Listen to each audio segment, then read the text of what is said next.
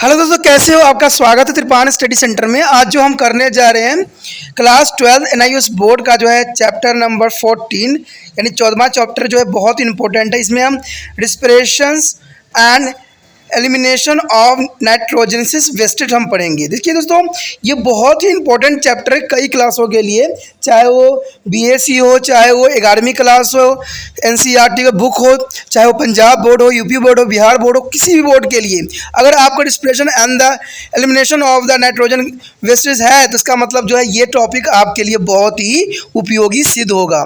दोस्तों, आपको पता है कि त्रिपान स्टडी सेंटर जो है इसको 2 लैंग्वेज में ला रहा है, इंग्लिश और हिंदी में जो है अच्छे से आपको एक्सप्लेन किया जा रहा है। तो ये डबल डोज जो है आपके लिए बहुत ही बेनिफिट रखेगा। कहते हैं चैप्टर में हम बहुत कुछ पढ़ेंगे कि किस प्रकार जो है नाइट्रोजन वेस्टेज हमारे लिए नुकसानदायक और किस प्रकार यहाँ पर जो है रिस्पिरेशन की भूमिका होती है। लेकिन ये सब करने से पहले एक बात जो मैं हमेशा कहता हूँ, जिसको आपको मानना भी चाहिए, विचार भी करना चाहिए और अमल तो करना ही चाहिए, वो ये है कि जब भी वीडियो देखिए पूरा देखिए, क्योंकि अधूरा जानकारी सदैव खतरनाक होता है। साथ में एक इंपॉर्टेंट बात ये भी रहता है, अगर आप पहली बार वीडियो देख रहे हो तो लाइक शेयर सब्सक्राइब करना मत भूलना। देखिए दोस्तों, लाइक कीजिएगा तो बनाने वाले का जो है प्रोत्साहन बढ़ता है और आपके लिए अच्छा से अच्छा करने की कोशिश करता है। ठीक है, सब्सक्राइब करना आपके हित में है। इसका कारण ये है कि अगर आप सब्सक्राइब करके रखोगे तभी जो है मेरा वीडियो का नोटिफिकेशन मिलेगा। और आपको पता है कि मैं हर क्लास का जो है सब्जेक्ट डालता ही रहता हूँ समय समय पे। तो अगर सब्सक्राइब करके नहीं रखिएगा तो शायद उस वीडियो से आप अनभिज्ञ रह जाइएगा, यानी वो आपको प्राप्त नहीं होगा और आप उसका नॉलेज नहीं ले पाइएगा। साथ में जो अगर आप शेयर करते हो तो शेयर करना एक जग कल्याण के समान माना जाता है। इससे ये होता है कि मान लीजिए कोई जो है बच्चा जो है मेरी वीडियो को उसकी ज़रूरत थी और आपके थ्रू वो वीडियो उसको पास पहुंचा है, तो वो सदैव ही आपका धन्यवादी रहेगा और सदैव ही आपका जो है शुक्रिया अदा करेगा कि तुम्हारे कारण मुझे जो है वीडियो प्राप्त हुआ। तो दोस्तों, आपको पता ही होगा कि त्रिपान स्टडी सेंटर सिर्फ एक क्लास के लिए ही अग्रसर नहीं है, ये कई क्लासों के लिए अग्रसर है। जैसे 8th 9th 10th 11th 12th CBSE के सारे चैप्टरों को कवर करेगा समय के साथ। प्लस जो है एनआईएस बोर्ड का 10th+2 को भी कवर करता है, सभी सब्जेक्टों का। प्लस जो है बीए पंजाब यूनिवर्सिटी का जो है फर्स्ट सेमेस्टर से लेकर 6th सेमेस्टर तक 8 सब्जेक्टों को कवर करता है। प्लस जो है एमए के जो है बच्चे ऑन डिमांड जो मुझे करते हैं कमेंट, उनके लिए भी त्रिपान स्टडी सेंटर जो है अग्रसर है। देखिए दोस्तों, त्रिपान स्टडी सेंटर इतना बड़ा है, विस्तृत है, तो आपको अभी जो है लाइक शेयर सब्सक्राइब कीजिए और अपने दोस्तों के साथ बांटिए। ठीक है, तो भूलिए मत, ये करना आपका फर्ज है और मेरा कार्य करना है आपको टॉपिक लेके चलना है। देखिए आज देखते हैं हमारा आज टॉपिक क्या है। The next point is transport of carbon dioxide from a tissue to the lung. Transport of carbon dioxide from tissue to lung. Here, blood transport of carbon dioxide with the competitive easily because of its highly solubility. The active tissue is constant producer of carbon dioxide. This is carbon dioxide is transported to the lung into 3 ways. The first is carbon dioxide is physically dissolved in a blood plasma. Only 5 to 7% of the total carbon dioxide is transported. And second is carbon dioxide directly combined with the hemoglobin of RBCs to form a carbomonohemoglobin about 21 to 23% only. As the bicarbonate, it is dissolved in the plasma but produced in RBC as a catalyst by their enzyme. Carbonics is anhydrous as then to diffuse into the plasma. Largest frictions of carbon dioxide about 75% to 80% to be transported in this manner. Here the reaction is CO2 plus H2O. Here enzyme or carbonic anhydrase means is H2CO3 formation, means carbonic acid formation. This is an important reaction. Carbon dioxide and H2O combined with H2CO3 means carbonic acid. The carbonic acid is a formation by bicarbonate ion, means HCO3 negative plus hydrogen is positive. The bicarbonate is extremely soluble and dissolving in blood plasma. Friend, is the most important question. The bicarbonate is extremely soluble and dissoluble in blood plasma. It's again pass into the RBC and break into the CO2 and H2O in the well. The inside the lungs, the CO2 is the transported to lungs from a tissue in the three-way mentioned above. They are released into the well air in the final breathing out. Here showing this diagram the transport of carbon dioxide in the blood. The here show the respiratory cell oxygen carbon dioxide. There is formation of RBC. There are many way 10 to 20% bound to the HB. The here CO2 HB is equal to HbO2. But other side there is a plasma here. But CO2 is a formation CO2 HB plus HbCO3 and 75% combined. There is the CO2 H2 is equal to HO positive plus HO2 is the formation by chlorine is the NaCl and Na plus SCT3. There is a 5% dissolved in a plasma. There is a transport of carbon dioxide in the blood. दोस्तों यहाँ पर जो है carbon dioxide का परिवहन ऊतकों और फेफड़ों में, जो कि बहुत काफ़ी इंपॉर्टेंट टॉपिक है। हमने ऑक्सीजन के बारे में पढ़ा, अब कार्बन डाइऑक्साइड के बारे में पढ़ते हैं कि कैसे इसका जो है विनिमय होता है। क्योंकि आपको पता है हमारे शरीर में कार्बन डाइऑक्साइड जो होती है एक तरह से माना जाए तो विषैली गैस के रूप में ही रहेगी। अगर ये हमारे शरीर में स्टोर हो जाती है तो हमें कई तरह के जो है नुकसान फेफड़े को पहुँच सकती है। तो कहते हैं, तभी तो कहते हैं कि कार्बन डाइऑक्साइड जो है हमारे फेफड़े को, लंग्स को ख़राब करता है। और आपको पता है जो सिगरेट वीरे पीते हैं वो कार्बन डाइऑक्साइड ही इनहेल कर रहे होते हैं। ठीक है, तो आप समझ सकते हो कि इससे लंग्स पे कितना इफेक्ट पड़ता होगा। ठीक है, तो कहते हैं रुधिर जो है कार्बन डाइऑक्साइड का परिवहन अपेक्षाकृत आसानी से कर लेता है, क्योंकि कार्बन डाइऑक्साइड की विलयता यानी घुलनशीलता अधिक होती है। सक्रिय ऊतक लगातार जो है कार्बन डाइऑक्साइड बनाते रहते हैं और ये जो है CO2 फेफड़े तक जो है 3 विधियों में पहुंचाती है।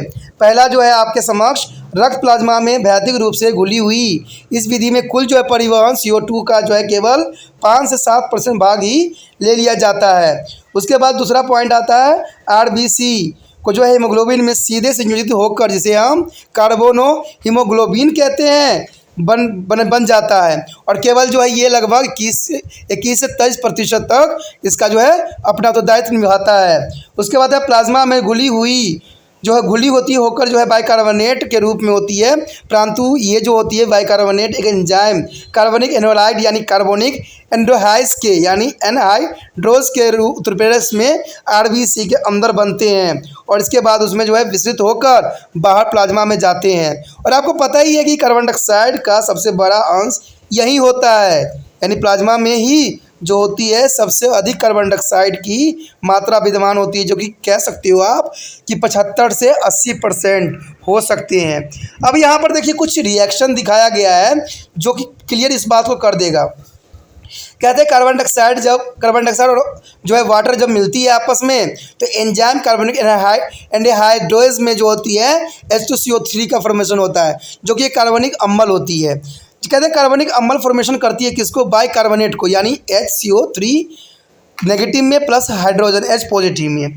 और उसके पश्चात कहते हैं बाइकार्बोनेट अत्यधिक घुलनशील होती है और रुधिर प्लाज्मा में घुल जाती है और ये आपस में रक्ताणुओं में चली जाती है और जो है कुपिकाओं में कार्बन डाइऑक्साइड और H2O में विघटित हो जाती है, जो कि इसका विशिष्ट बात रखती है।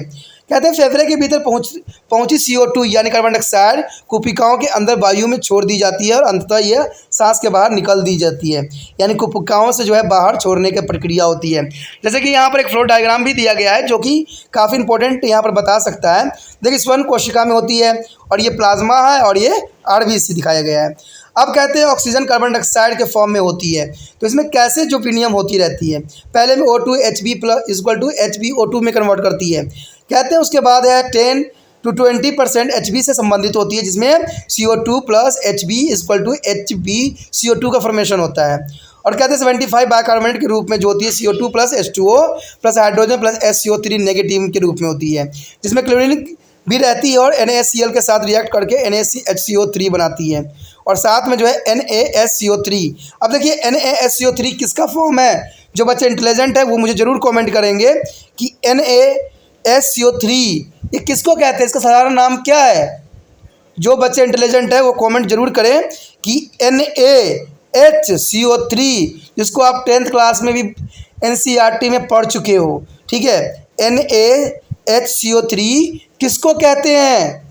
जो इंटेलिजेंट बच्चे होंगे वो ज़रूर कमेंट करेंगे और जो इंटेलिजेंट नहीं होंगे वो इग्नोर करेंगे। देखते हैं कौन इंटेलिजेंट बच्चा है जो मुझे नाम बताता है कि NaHCO3 का जो है वास्तविक साधारण नाम क्या है, इसको आम भाषा में हम क्या कहते हैं। ठीक है, तो इसी के साथ जो है हमारा 5% प्लाज्मा जो है घुलनशील रूप में पाई जाती है। तो इसमें जो है रुधिर में कार्बन डाइऑक्साइड का परिवहन जो कि काफ़ी महत्वपूर्ण था। The next topic is regulation of respiration. Friends, the most important topic, regulation of respiration here. Count the number of time you breathe and do it to normal resting condition. You are count the time you breathe in doing to normal resting condition and then climbing of the stair. How to is a change in the breathing rate and both about. You will be now study about the regulation of respiration. The regulation of respiration is under nervous control. There is the most important thing here. The regulation of respiration is under nerve control. There are three groups of neurons called respiratory center present in the medulla oblongata and pons their brain. There is three groups of neurons called to respiratory center present in the medulla oblongata and thereupon their brain. There are first is dorsal respiratory group. The dorsal respiratory groups here generate the basic respiratory. Remember, there it is stimulate the external intercostal muscles. The diaphragm is contract and the inspiration occur. When the stimulations causing this is a muscle relax and inspiration take place. The second is a ventral respiratory groups. Here the send a single under to enhance respiratory needs. It is a control both inspiration and expressions. Inspirations and expression here. And the pneumotaxic center. Pneumotaxi center is the pon control switch of point of inspiration and thereby the smoothness their transmissions between the inspiration and expression. Then increasing in the blood carbon dioxide and hydrogen ion increase the rate of respiration. Is the most important. The increasing the blood carbon dioxide and hydrogen ion, they are increasing the rate of respiration. If we try to hold our breath, we are not able to hold it is a long time. This is because the respiratory center of the medulla automatically start breathing when to the concentration of carbon dioxide in the blood residue of critical level.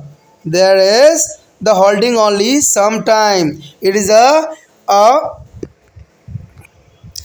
important thing here. The next topic is cellular respiration. The cellular respiration is the most important topic here. The oxygen take in the blood is utilized in all the living cells during the cellular respiration. The oxygen taken in the blood is utilized in all the living cells during the cellular respiration. It is the complex process that is completely in the mitochondria. There is a completely in the mitochondria. During to cellular respiration, glucose is oxidizing to the release energy. The glucose is oxidizing the release energy. Energy released to store it in ATP. Store it in ATP, adenosine triphosphate molecules, and readily to the available for cell use. The process can be assumed there up to the flow. The C6H12O6 plus 6CO2 is a mitochondria and cell respiration. The other is 6CO2 plus H2O plus ATP is a formation. There is an energy of ATP formation for glucose and carbon dioxide is a react in a mitochondria and cell respiration. The formation of ATP. ATP formation mean energy formation. The release of energy, and here storage of energy for the ATP form. Respiration that takes place in the presence of oxygen is called aerobic respiration. They also learn their aerobic respiration. There is presence of oxygen, and anaerobic is absent of oxygen. The aerobic is the most important. It is the more efficiency of 38 molecules of ATP are released on the oxidation 1 glucose molecules. The one glucose molecules is formation of 38 molecules of ATP. One glucose molecule is the formation of 38 molecules of ATP release on the oxidation of only one glucose molecules. The absence of oxygen from some time may be lead to the anaerobic respiration. Its absence as only two molecules of ATP are produced from one glucose molecules. Refer the lesson 12 also. Here friend, the a chart the respiration breakdown of glucose to release of energy. So here aerobic respiration, another side is anaerobic respiration. The respiration when to oxygen is available, glucose is a breakdown of 2 pyruvic acid means oxygen release. So here C6 CO2 plus 6H2O plus 38 ATP formation here, but other side is anaerobic condition. The respiration is the absence of carbon oxygen, their glucose and 2 pyruvic acid and 2 lactic acid plus 2 ATP, and is here 2 CO2 plus alcohol plus 2 ATP. I have already learned to the 12th chapter for NIOS book. There is a 2 CO plus alcohol or 2 ATP formation. This anaerobic condition, ATP formation of 38. Here show the common respiratory disorder and their prevent. They are the most important topic, common respiratory disorder and prevention. The first is the disease is the bronchial asthma. The bronchial asthma is the causing, it is the allergics is a disease causing due to the content of foreign substance in air. The foreign substance in air, the causing of bronchial asthma. The symptom is the causing the deficiency of breathing and coughing because excess of mucus secreted may be your nerves down to clogs their bronchioles. And the prevention is avoiding the exposure to their foreign substance is the best preventive measuring. And the second disease is bronchitis. There is a inflammation of the bronchioles causing by the infection. It can be also be causing by the smoking and by the exposure to the air pollution. There is a regular coughing and with the greenish blue sputum.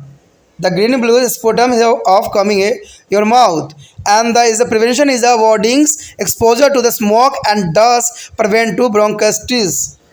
The third is a pneumonia. The pneumonia is the acute inflammations is the causing by the diplocossus is the infection in the valves of the lungs. There is it is causing the fever, pain and severe cough. Most of the air space occupy the fluid and dead of WC.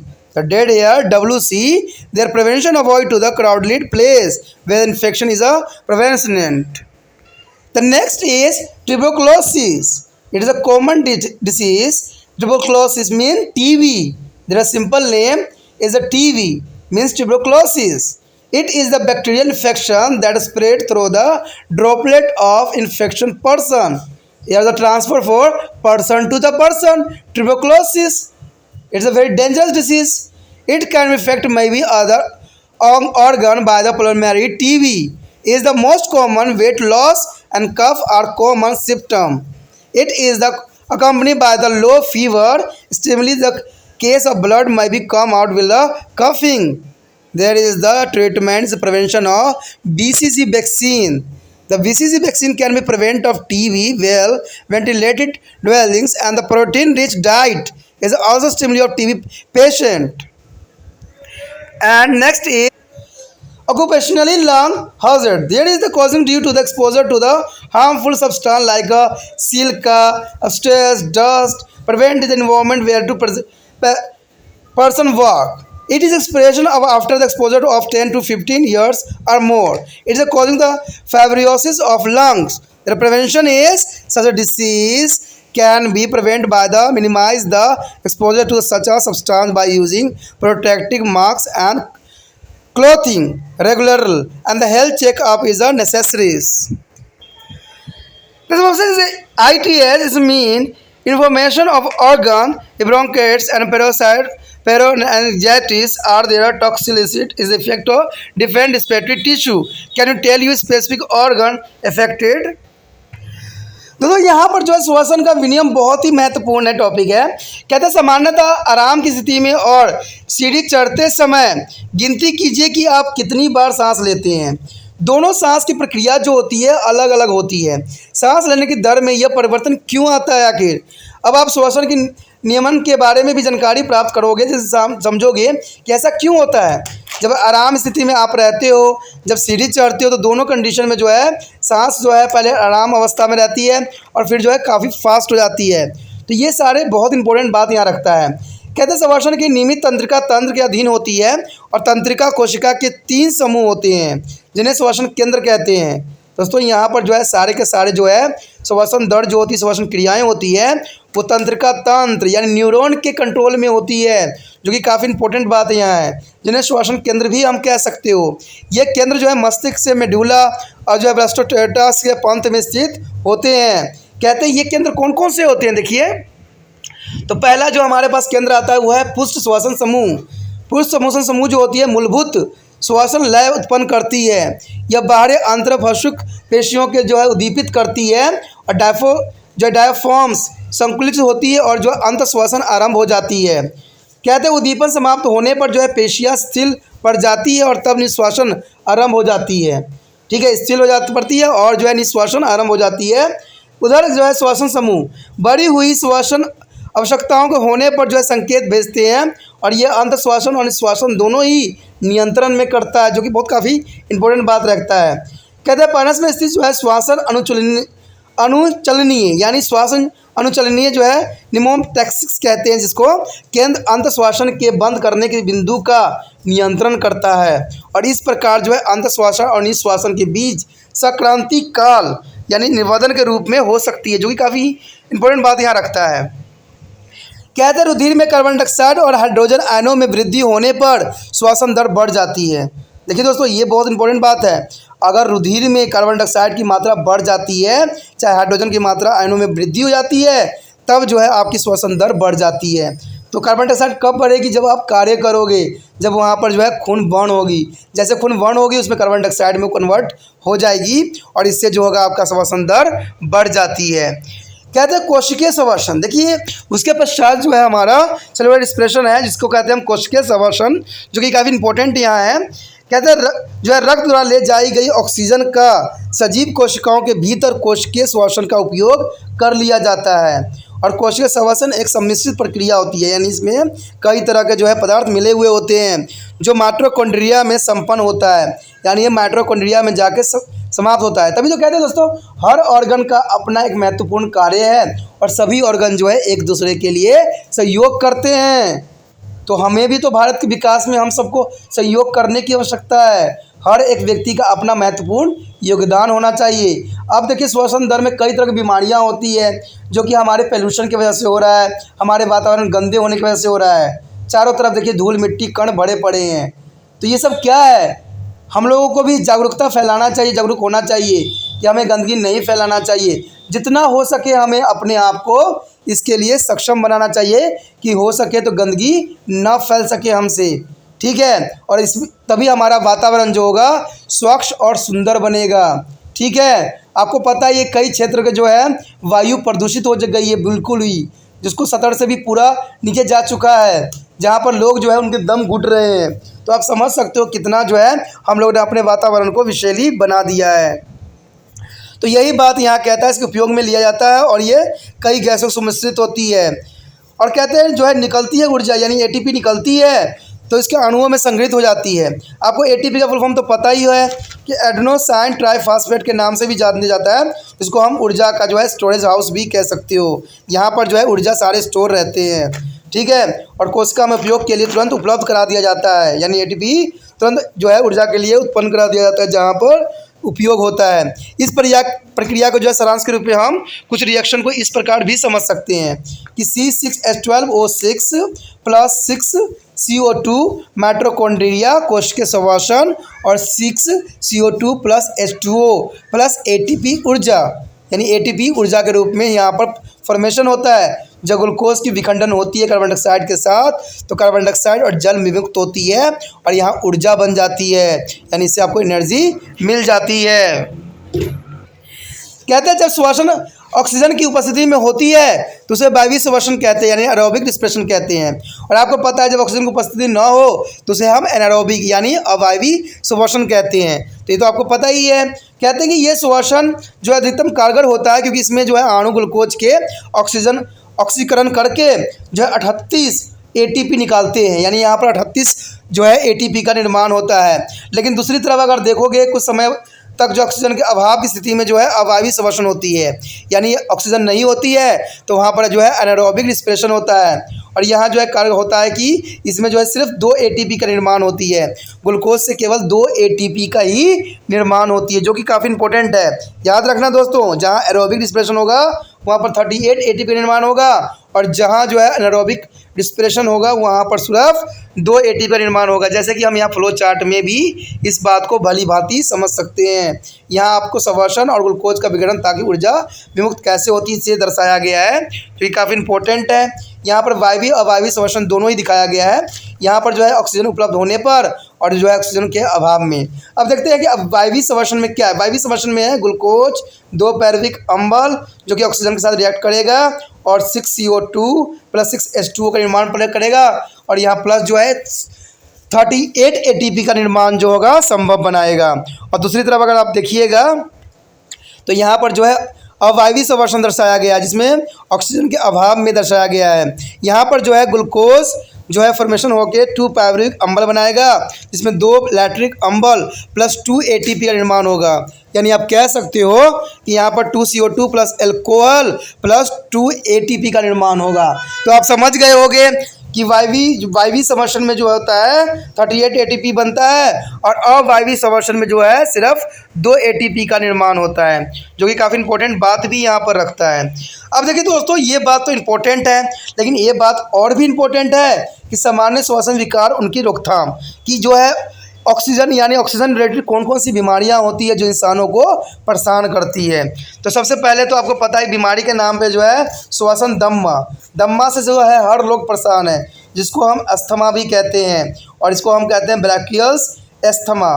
ठीक है, तो कई नाम से जाना जाता है, दम्मा, अस्थमा, श्वसनिका दम्मा या ब्रैकियस अस्थमा के नाम से भी जाना जाता है। इसका कारण क्या होता है? यह एक एलर्जी कारक का रोग है जो वायु में कुल विषित पदार्थों के कारण उत्पन्न होती है। यानी ये एक एलर्जी है जिसको कभी भी हो सकती है। अगर किसी को पानी से एलर्जी है, बरसात से एलर्जी है, तो उसको भी हो सकता है। किसी धूल मिट्टी की एलर्जी है तो कहते हैं कि बहुत खतरनाक होती है दोस्तों, इंसान की जान तक भी ले सकती है। आप देख सकते हो कहीं आसपास होगा किसी व्यक्ति को ये, तो देखना, उनसे पूछना और समझना कि ये बीमारी कितनी खतरनाक होती है।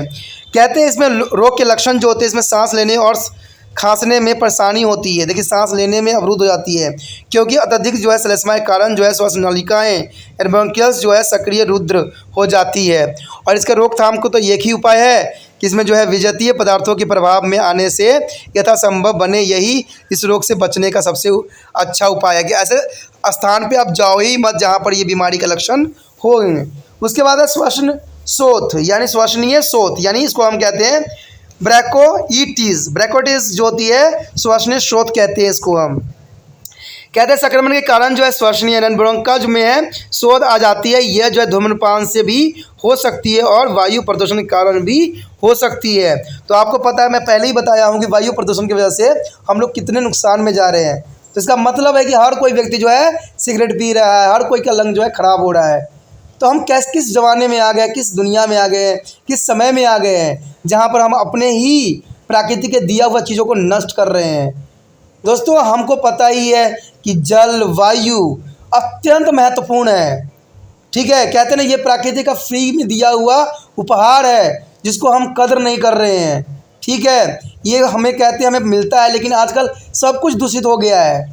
कई सरकार तो इसको पानी को फ्री कर दिया है। ठीक है, तो कहते हैं सब चीज़ तो नेचर का देन है, तो हम फ्री क्यों ना करें।